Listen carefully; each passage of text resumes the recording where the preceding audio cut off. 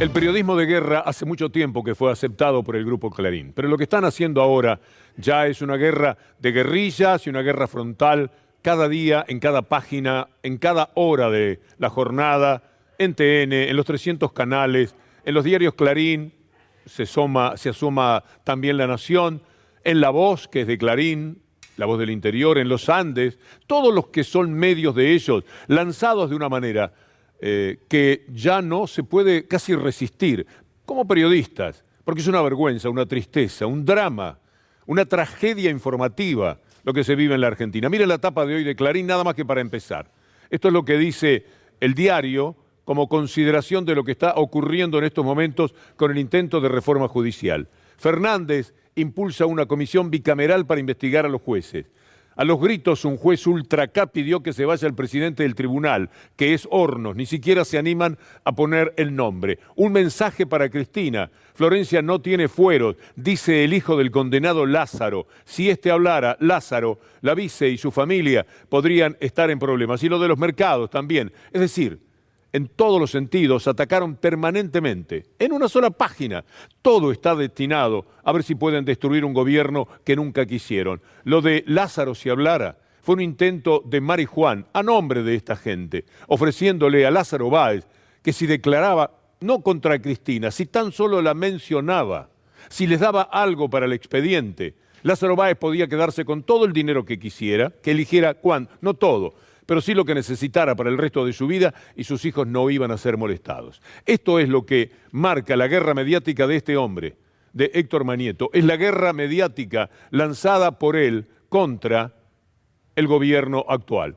Después lo ponemos, pero me parece que es el protagonista indudable de todo lo que se pueda hacer cuando hablamos del antiperiodismo en la República Argentina. Miren lo que explica hoy la ministra Lozardo, a propósito de lo que será la actuación de la bicameral del Congreso. Nuestro sistema democrático establece que los poderes se controlan entre sí. O sea, una comisión bicameral es un órgano de asesoramiento, no permanente. ¿Que es creado para qué? Para que se estudie un determinado caso. Pero no se puede meter en las causas, por ejemplo. No se puede meter en las causas en el sentido del contenido de la sentencia. Podría convocar audiencia pública a un juez para que informe respecto a una gestión. Puede elaborar propuestas legislativas para que haya mayor eficacia y calidad de servicio. Lo que no podrá rogarse son atribuciones de otros poderes, como son las cuestiones disciplinarias y sancionatorias, que son las que tiene por ley el Consejo de la Magistratura. Está muy claro lo que hace un ampón. Para el auto en la puerta del negocio al que va a extorsionar y simplemente se deja mirar. Usted lo vio en 1000 películas. Mira para adentro y sigue. Stornelli le dice al presidente que ya van a conversar, ya van a tener que charlar cuando él deje de ser presidente. Hagamos la composición de la imaginación que lo está viendo Alberto Fernández en este momento. ¿Qué le dice? No, nada, que cuando él deje de ser presidente, algún día tendremos una charla de hombre a hombre. Bueno, Stornelli se anima a eso. Bueno, se ha animado a cualquier cosa. Este personaje insólito es el que su esposa le comentaba a Alex que se quedara tranquilo, que no fuera a declarar a Dolores en la causa de Ramos Padilla, porque no iba a haber ningún problema. Macri lo sacaba al juez muy pronto. Ella lo tenía por indicación de su actual esposo Stornelli. Un tipo que ha sido capaz de eso, de participar con una banda como D'Alessio, es peligroso.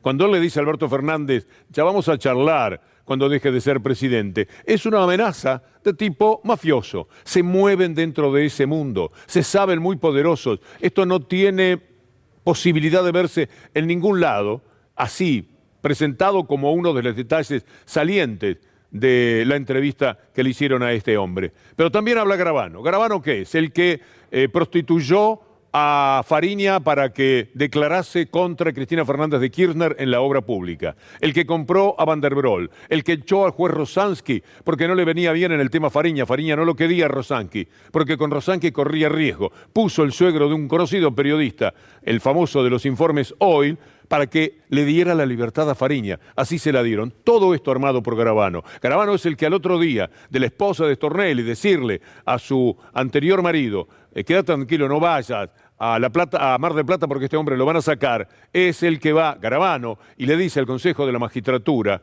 que hay que sacar a Ramos Padilla. Garabano es el traidor de la causa por el encubrimiento de la AMIA. Garabano es todo eso y todavía cosas peores. Sin embargo, habla. El enfoque claramente del gobierno apunta a los jueces federales, que son los que investigan los casos de corrupción, y sigue la misma tónica desde el comienzo del gobierno, que ha tenido que ver con cómo, en definitiva, presionar a la justicia para que casos de corrupción queden impunes. Esto parece, de nuevo, otra forma de generar presión o de vigilar, digamos, a los jueces para que no hagan nada que ellos consideren que esté mal. Cuando llegue el momento, van a tener que dar algunas explicaciones.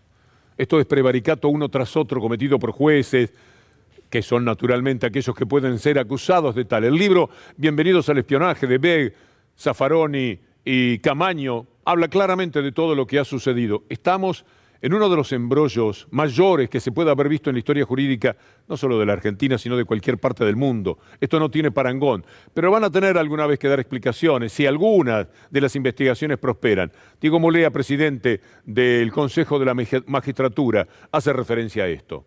Estoy analizando denuncias hechas contra jueces en épocas anteriores. Y me baso en 2 o 3 planteos para llevar adelante esta investigación. Una fue el expresidente Macri, cuando dice públicamente, le ordena al consejero de la magistratura del Ejecutivo que haga una denuncia contra el juez Ramos Padilla por un accionar suyo ejerciendo sus funciones de juez. Esto me parece una intromisión y por lo menos un exabrupto del expresidente en plantear de esa manera. No es como deben tratarse estos temas.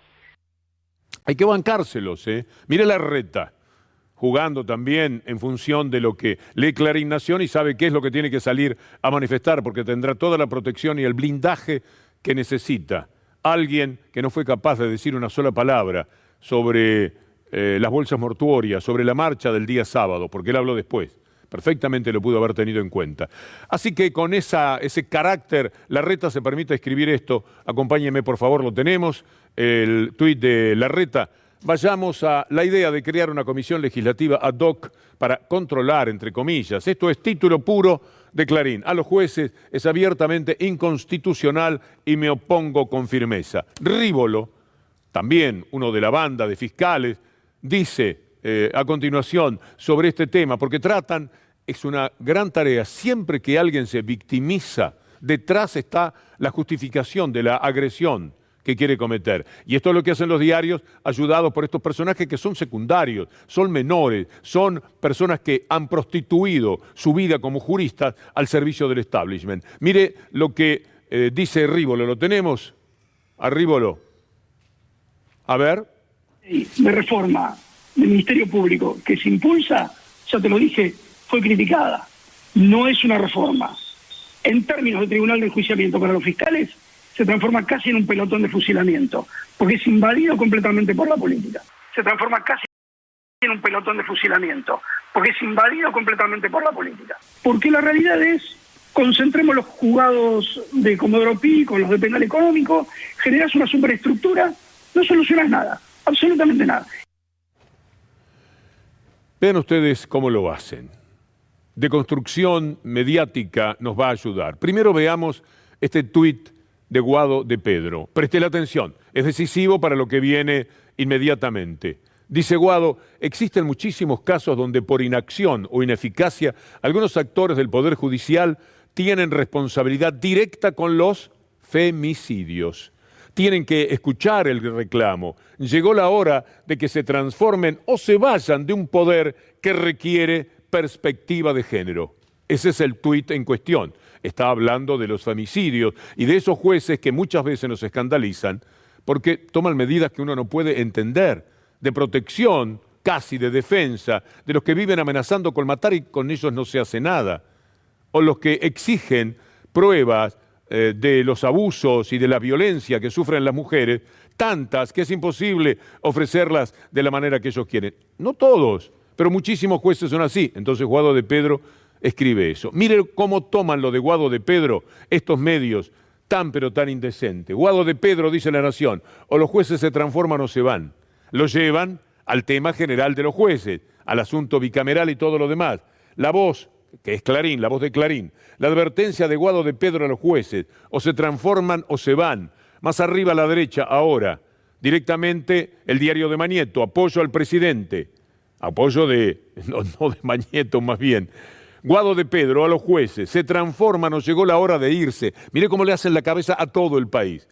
Perfil acompaña, Eduardo Guado de Pedro a los jueces, o se transforman o se van. Tienen que escuchar a la sociedad. ¿Usted se acuerda lo que dijo Guado de Pedro?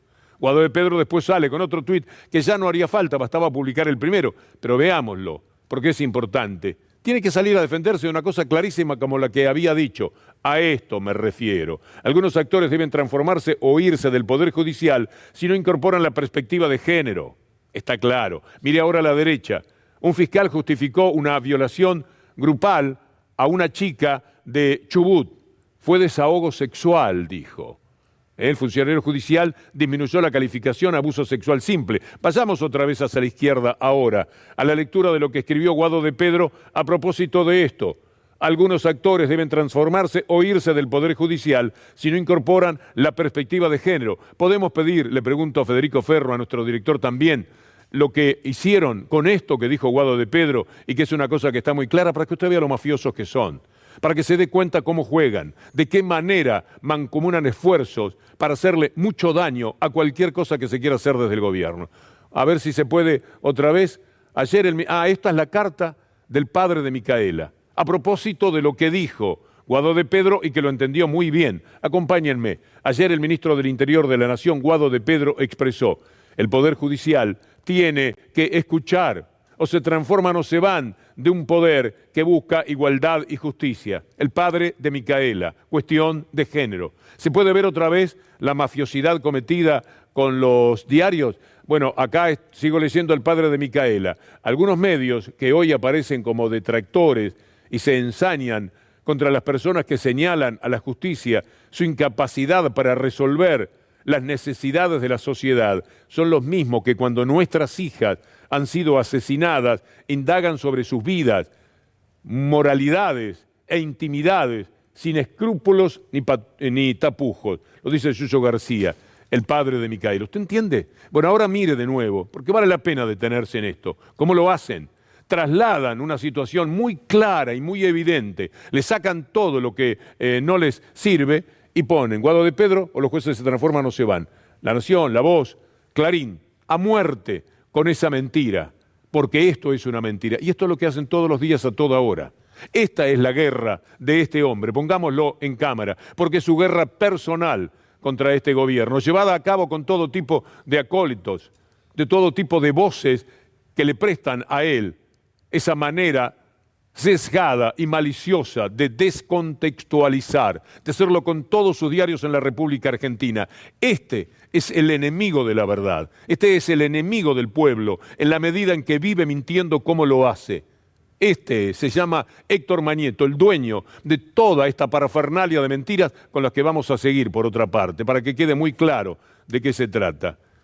Hablemos de Hornos, siempre protegido, en la tapa de la mafia, hoy lo estaban defendiendo. Pero veamos lo que sucede contado por ámbito. Reclaman la renuncia de Hornos tras el escándalo por sus visitas a Macri. Bueno, viene toda la investigación sobre el tema de Hornos, algo a lo que hoy Alejandro Banoli, que presidía el Banco Central en los tiempos del dólar futuro, decía por la participación que Hornos también había tenido en eso. En una de las reuniones que tuvo el juez Hornos con el expresidente Macri fue 3 días después de que la Cámara rechazó los recursos de dólar futuro que habíamos interpuesto Cristina Fernández de Kirchner, Axel Kicillof, yo y otros directores. O sea, también ahí quedó demostrado cómo había frecuentes visitas al expresidente de la Nación donde se decidían cuestiones judiciales y una de estas cuestiones fue esta causa absurda. Este es el comienzo de un pequeño tramo en el que nos vamos a dedicar al juicio por el dólar futuro, que transcurre mañana. Por ese juicio hay 2 jueces que no se animan a mirar a la cara a Cristina Fernández de Kirchner. La hacen hablar por Zoom, de esas maneras que impiden que ella esté cara a cara. No la pueden ver, no la pueden mirar. ¿Y saben por qué? Por lo que dijo uno de los jueces del tribunal oral que vendrá a continuación.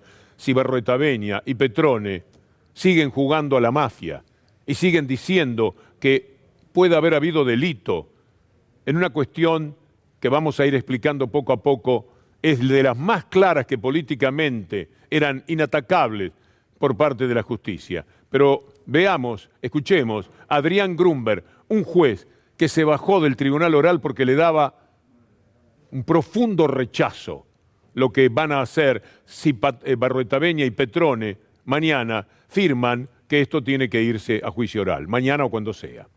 No se cometió delito por parte del Banco Central en el año 2015 con los contratos a futuro, por lo que entendí que debía sobreseerse a todos los imputados en la causa. Ese peritaje daba cuenta de que no había existido perjuicio para las arcas del Estado y que el Banco Central actuó conforme a los lineamientos de su carta orgánica. Consideré que no existió la administración fraudulenta que se imputó. Ante la contundencia del peritaje antes señalado, es evidente que ya no cuento con la debida imparcialidad. No podría ir a juicio con la mente en blanco, si ya tengo en claro y con plena certeza que no existió delito alguno. Por eso mis colegas aceptaron mi excusación y por sorteo la Cámara de Casación designó ya a otra magistrada para que me reemplace. Y los otros jueces del Tribunal Oral quieren seguir con el tema, como Berruetaveña y Petrone. En principio, vamos a ver si se animan. Pero qué vergüenza como hombres, como personas de la justicia, que no se animen a tenerla a Cristina Fernández adelante. Ella quería hablarles a ellos. No soportan la mirada de cualquier verdad que se le digan. Estos mentirosos de la justicia, partícipes necesarios del lawfare. Todo lo que pueden hacer es como el libro del doctor Zaffaroni, bienvenidos al lawfare. Esto le podrían decir a Cristina mañana y no se animan. Bienvenida, señora, al lawfare. Aquí le vamos a dar una prueba concluyente de cómo hacemos justicia. Volvamos al juicio por el dólar futuro. De eso hablaba también hoy Alejandro Banoli.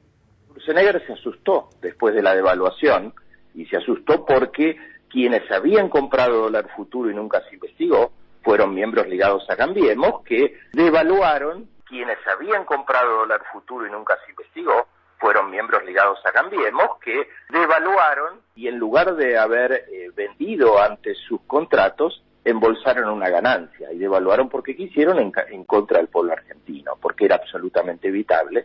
Y la historia demostró cómo la política de Cambiemos llevó al país al desastre, fuera de los negociados.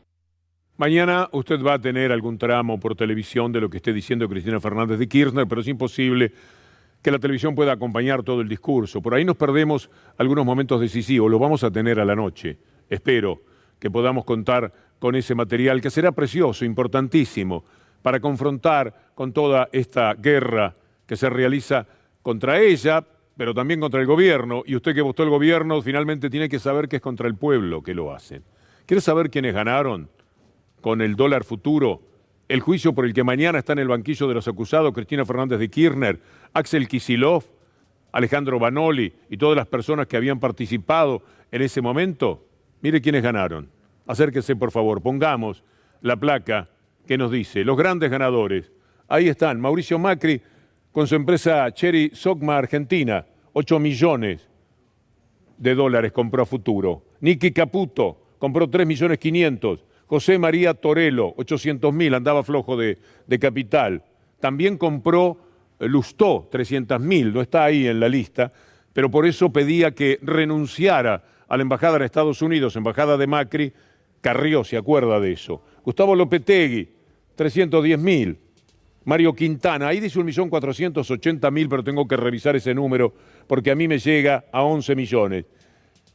Héctor Manieto, el de la guerra mediática, Grupo Cablevisión, Grupo Clarín, 11 millones de dólares. Y el diario La Nación, 4 millones de dólares, los Seguier.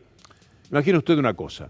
Alguien que maneja números, que anda en eso de los bonos y demás, puede decir, van a ir con dólar futuro. El dólar estaba a 9 y pico, casi 10, más o menos. Yo creo que en abril esto va a estar a 20, a 30. Y yo me juego están ofreciendo dólar futuro. ¿Por qué lo ofrecían? Para decirle a ese mercado infame que no iban a devaluar, que se iban a mantener firmes, porque el dólar y el valor del dólar es parte de su salud, es parte de su educación, es parte de lo que usted come, es parte de los insumos del precio que hay que pagar por las pymes, por los que dan trabajo, y si no tienen que echar a los trabajadores o cerrar. Por eso el dólar quería ser mantenido en ese nivel. Como había una competencia del mercado, ¿se acuerda cuando Aramburu andaba desde Shell comprando millones de dólares para desestabilizarlo todo? Bueno, de esa época es que viene a decirle, bueno, nosotros nos vamos a mantener firmes. El dólar va a costar 10 pesos en abril. ¿Quieren jugar? Jueguen, ahí está el dólar paralelo. ¿Qué hace una persona? Puede ser que se tire el lance. Ahora, si usted se llama Héctor Mañeto o si se llama Zaguier, usted es un bandido. Porque usted compra dólar futuro sabiendo que usted va a luchar para que ese dólar valga mucho más. Porque usted está en el negocio. Usted va a llenar de tapas todo eso. Ya habían podido lograr la devaluación de 4, 5 a 9 con Cristina. Dijeron con Scioli, que no, con todo respeto, no tiene la misma envergadura que Cristina Fernández, va a ser mucho más fácil. Un hombre más de centro, más gracioso para atender el reclamo periodístico, como le sucedió muchas veces. No hay ningún problema que Scioli sea el presidente. Lo volteamos a tapas y el dólar va a valer lo que yo, Mañeto, que compré 11 millones de dólares, quiero. Bandidos, ladrones del país. Esos son. Y tienen estos diarios parapetados detrás de la libertad de expresión, esa que defiende Fopea, pagado por la embajada americana, como hoy denunciaba Ari Lijalad, y lo vamos a mostrar mañana. Esto es lo que ha ocurrido con el dólar futuro, el juicio que mañana vamos a tener en la Argentina. Ahora mire lo que hicieron inmediatamente después del discurso de Alberto Fernández, porque cuando hablamos de este hombre, pongámoslo, y hablamos de su guerra mediática, no estamos diciéndolo porque sí. Lo podemos poner, bueno, enseguida entonces. Mire esto, el auto que llevó a Alberto Fernández al Congreso debe más de 600.000 pesos en multas. El vehículo de la flota presidencial tiene 67 actas impagas en la ciudad de Buenos Aires. Pero qué cosa, el presidente de la República no sabe que el auto presidencial que utiliza debe este fangote, se pregunta este enemigo, no del gobierno, sino del pueblo. En su guerra privada, en su guerra mediática, la guerra privada del monopolio, ponga al Mañeto, no ponga el monopolio. Pongan la guerra privada de Mañeto, como les pedí. Porque este hombre es el gran farsante nacional, el que provoca todo el daño todos los días, aunque no se animen a decirlo, muchísimas personas que tendrían que decirlo.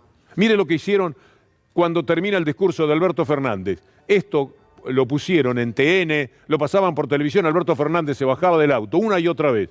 Alberto Fernández bajaba del auto y ahí, ¿lo podemos ver?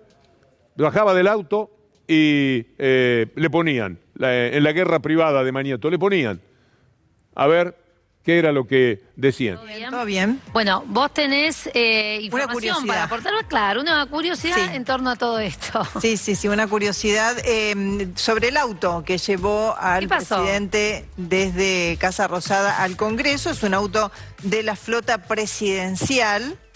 Tiene 67 actas impagas por infracciones en la ciudad de Buenos Aires y debe más de 600.000 pesos en multas. Entendemos que si es de la flota presidencial tal vez no sea el único, ¿no? Era irrelevante. Así fuera verdad. ¿Qué puede saber Alberto Fernández?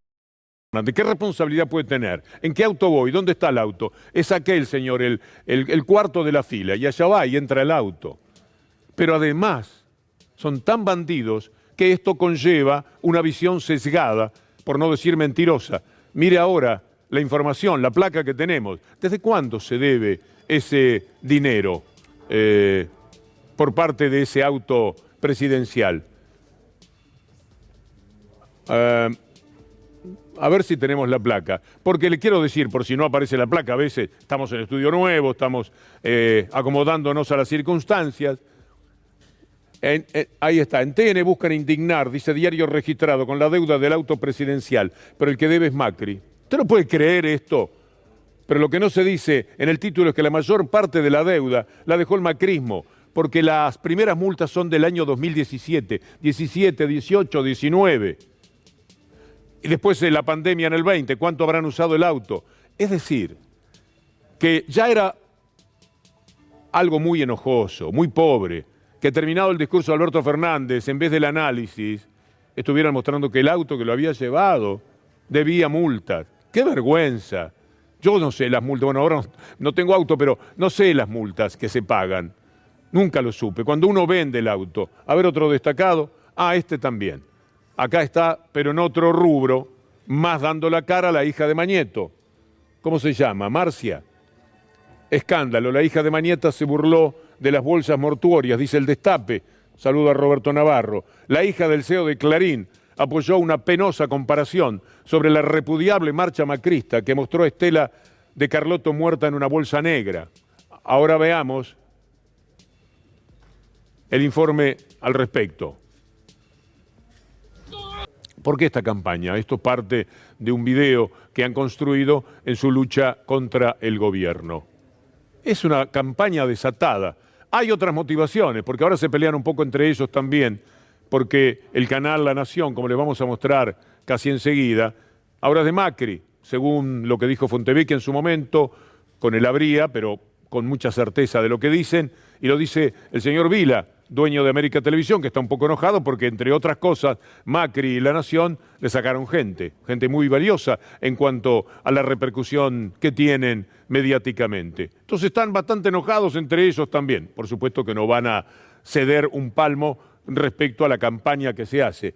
Mire lo que dice La Nación. Esto significa que las multas podrán ser de entre 19.000 y 76 millones. ¿De qué está hablando? Telecomunicaciones. El gobierno endurece las sanciones a empresas, es decir, fundamentalmente esto tiene que ver en telecomunicaciones con Cablevisión, con la única empresa que no le quiere devolver la plata a usted. Y el gobierno tiene que pelear de esta manera. A partir del nuevo régimen, el ENACOM, podrá aplicar multas que irán, veamos el destacado, desde 50 veces el equivalente a la prestación básica, bien por el gobierno, si lo hace. Actualmente 380 pesos. Hasta 200.000 veces el PBU. Quisiera saber a cuánto llega la multa, porque esos de intereses con la plata que le robaron a usted, que son hasta ahora 4.000 millones, pero si la tercera factura viene otra vez con el aumento del 20%, son 6.000 millones. 6.000 millones le dan de intereses, nada más moviendo la plata así de taquito, les dan 150, 200 millones de pesos por mes. ¿Se da cuenta? La hacen de todos lados. Escuchemos a Gustavo López del ENACOM frente a lo que es la acción del gobierno por la cual, al otro día, a la misma hora casi, Mañeto y toda su gente de Clarín y asociados le declaran una guerra cada vez peor, más mentirosa y más dañina. A partir de ahora, las multas se van a tener que hacer efectivas antes de recurrir a la justicia, se van a tener que hacer efectivas antes de apelar a otros organismos administrativos. Lo que queremos es que las empresas cumplan con lo que la ley establece y el que no cumple, que pague la multa. Las multas van a ir de 19.000 pesos, las más bajas, a 76 millones por multa, las más altas. Bueno, esperemos que esas multas verdaderamente sean dolorosas. Yo desconfío. Porque ellos, cuando hicieron estas leyes, los códigos civiles son para que los ricos puedan robar más. Es decir, les crean todas las leyes, todos los beneficios necesarios. No solo para eso, pero en parte sí. El Código Penal está hecho para que no se les pueda sacar nada a ellos. Así de simple funciona el mundo desde el fondo de los tiempos. Viene un gobierno y se las tiene que arreglar con esto. Viene Gustavo López y dice, ¿qué se puede hacer? Indignado, ofendido, él, Ambrosini, los que estén allí, en ENACOM. ¿Y qué podemos hacer con esta gente? Y no mucho. Una multa y otra multa. Nunca llegar a quitarles lo que va a suceder, que no respeten esto, que no devuelvan el dinero y que sigan desafiando al gobierno elegido por el pueblo. Eso es la guerra mediática. ¿Por qué digo que el canal de La Nación es Macri? Bueno, lo dice Fontevecchia, director de un medio de comunicación muy importante. Lo dice ahora el señor Daniel Vila, presidente de América Televisión. Veamos qué es lo que dice. ¿Cuál es tu opinión respecto de los cambios que están sucediendo en La Nación Más? Hay muchos ex América 24. Fernán Zaguier tiene una falta de ética periodística absoluta, por decir algo amable, porque es mucho peor que eso. Esas cosas no se hacen. No se puede ir a robar gente a otro lugar. Roban de todo, ¿por qué no gente, señor Vila? Esas cosas faltan a la ética periodística. Detrás de eso hay un proyecto político, no uno periodístico. ¿De qué tipo? Político. Sigue. A ver a dónde llega Macri. Hay versiones que hablan de Macri, le tira Fontevecchia. Me refiero concretamente a Macri, haciendo el fundraising, ¿qué será eso?